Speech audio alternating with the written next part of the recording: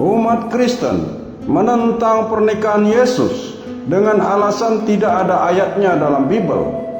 Sementara terhadap doktrin Trinitas yang juga tidak ada ayatnya dalam Bible, mereka bisa menerima.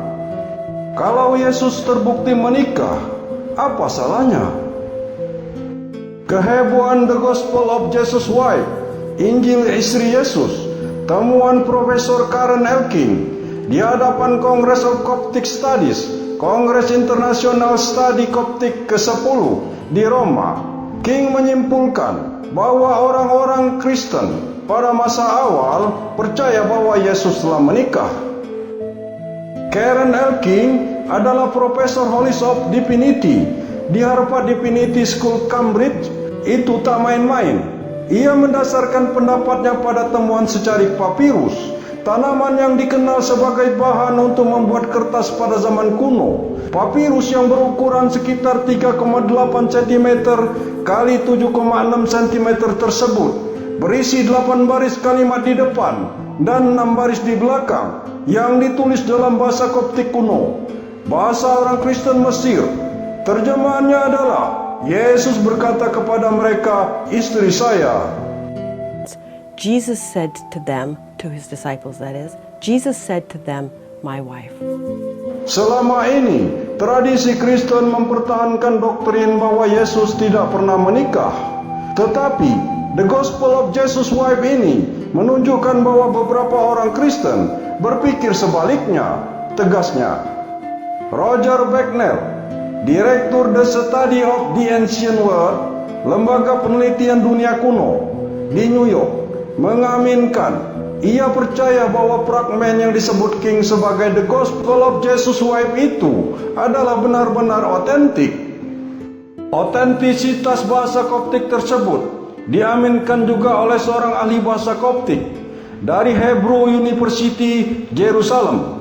Menurutnya, tulisan dicarikan papirus kuno tersebut adalah otentik berdasarkan dari gaya bahasa serta tata bahasa Koptik atau sebuah bahasa Mesir kuno yang menggunakan karakter Yunani dalam penulisan. Menurut peneliti lain, tulisan tersebut lebih dekat dengan bahasa Saidik Koptik yang banyak digunakan di daerah selatan Mesir. Setelah berita pernikahan Yesus menjadi headline di berbagai media internasional, Vatikan buru-buru membantah riset yang menyatakan Yesus menikah dan punya istri, meski belum melakukan tes orisinalitas terhadap papirus itu. Vatikan sudah menyatakan papirus itu palsu. Melalui situs pemberitaan resminya di El Observatore Romano, Vatikan menyangkal keras terhadap penelitian Profesor King, karena dalam pandangan Katolik, pernikahan Yesus adalah isu besar menyangkut ajaran dan keyakinan iman. Selama ini doktrin Vatikan menyatakan bahwa Yesus tidak pernah menikah dan mempraktikkan hidup salibat, pantang menikah. Fakta pernikahan Yesus akan terdengar sangat miris bagi orang yang mempertuhankan Yesus. Jika Yesus benar-benar menikah, lantas bagaimana dengan istri dan anak keturunannya? Apakah mereka juga memiliki titisan inkarnasi ilahi? The Dead Sea Scrolls, naskah gulungan Laut Mati, telah mengungkap fakta pernikahan Yesus. Tidak akan ada orang Kristen yang mempercayai ini. Yesus yang mereka sembah itu mempunyai istri dan anak. Sejarah Yesus benar-benar kabur bagi sebagian besar umat manusia. Yang tersisa hanyalah Yesus yang dibungkus dengan pakaian ketuhanan. Bagi mereka yang tidak lagi menggunakan akal sehatnya, Yesus benar-benar dianggap sebagai Tuhan. Seorang teolog pakar Perjanjian Baru dan gulungan Laut Mati, Profesor Dr. Barbara Thiering dari University of Sydney, Australia, setelah melakukan penelitian terhadap gulungan Laut Mati selama 20 tahunan, sampai kepada kesimpulan bahwa Yesus beristri. Yesus pernah kawin 2 kali alias poligami, dan upacara perkawinan Yesus dapat ditelusuri dalam Perjanjian Baru sendiri, yaitu dalam Injil Markus pasal 14 ayat ketiga Yohanes pasal 12 ayat ketiga, Lukas pasal 7 ayat ke-37, dan seterusnya. Markus pasal 14 ayat ketiga, ketika Yesus berada di Betania, di rumah Simon si Kusta, dan sedang duduk makan, datanglah seorang perempuan membawa suatu buli-buli pualam berisi minyak narwastu murni yang mahal harganya. Setelah dipecahkannya leher buli-buli itu, dicurahkannya minyak itu ke atas kepala Yesus. Yohanes pasal 12 ayat ketiga. Maka Maria mengambil setengah kati minyak narwastu murni yang mahal harganya, lalu meminyaki kaki Yesus dan menyekanya dengan rambutnya. Dan bau minyak semerbak di seluruh rumah itu.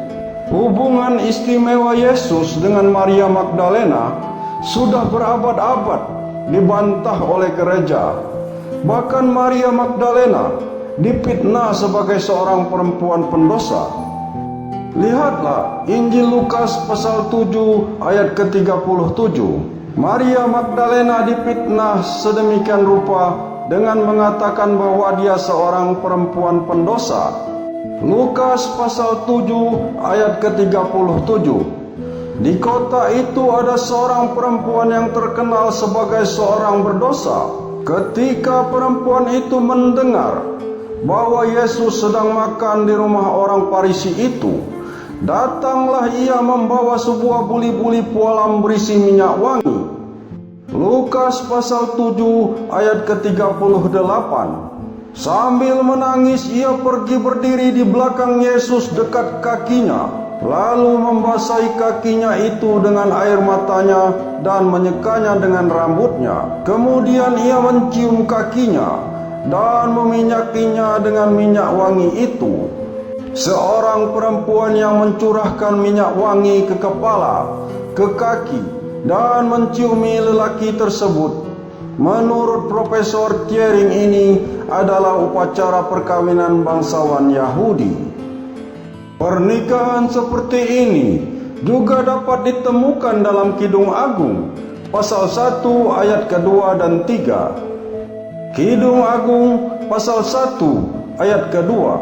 Kiranya ia mencium aku dengan kecupan, karena cintamu lebih nikmat daripada anggur. Kidung Agung pasal 1 ayat ketiga. Harum bau minyakmu, bagaikan minyak yang tercurah namamu. Oleh sebab itu, gadis-gadis cinta kepadamu.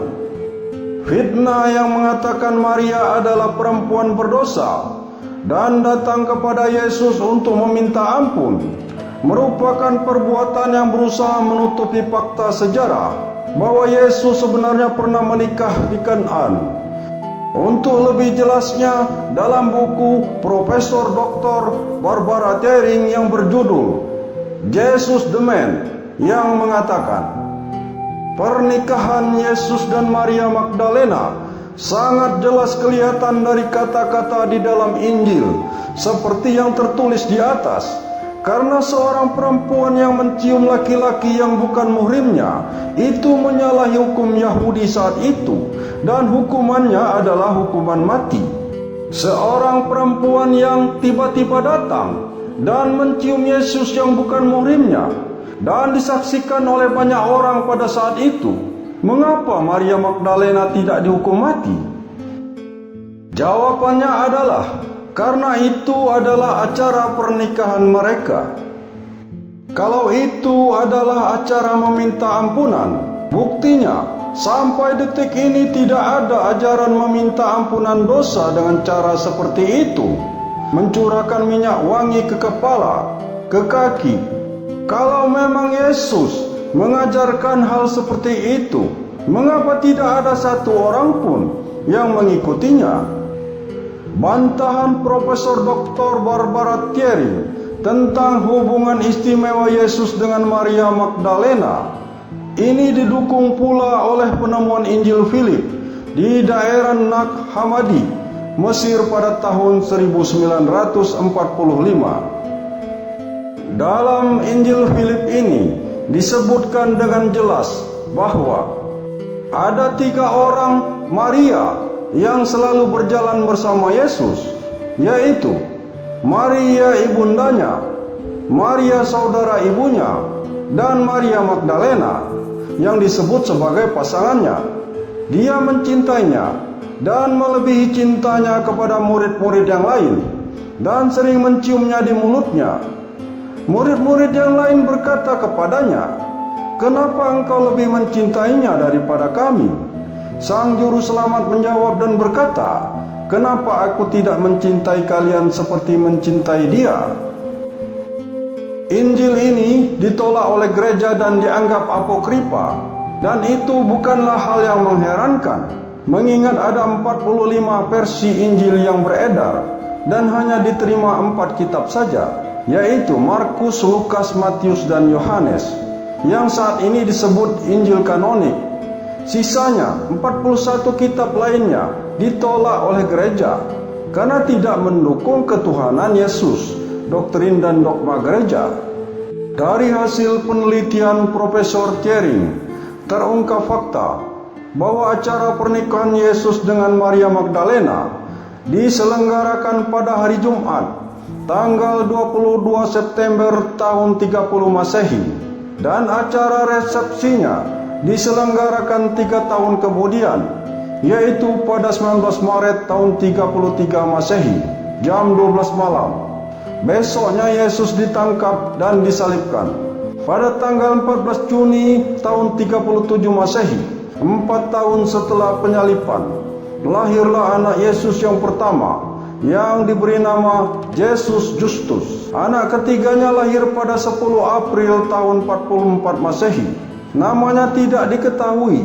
Anak keduanya juga tidak ada informasi. 17 tahun setelah pernikahan Yesus dengan Maria Magdalena, Yesus menikah lagi dengan perempuan bernama Lydia, tepatnya pada malam Selasa tanggal 17 Maret tahun 50 Masehi. Jadi, menurut naskah guluan Lot Mati, Yesus menikah 2 kali atau berpoligami serta mempunyai keturunan.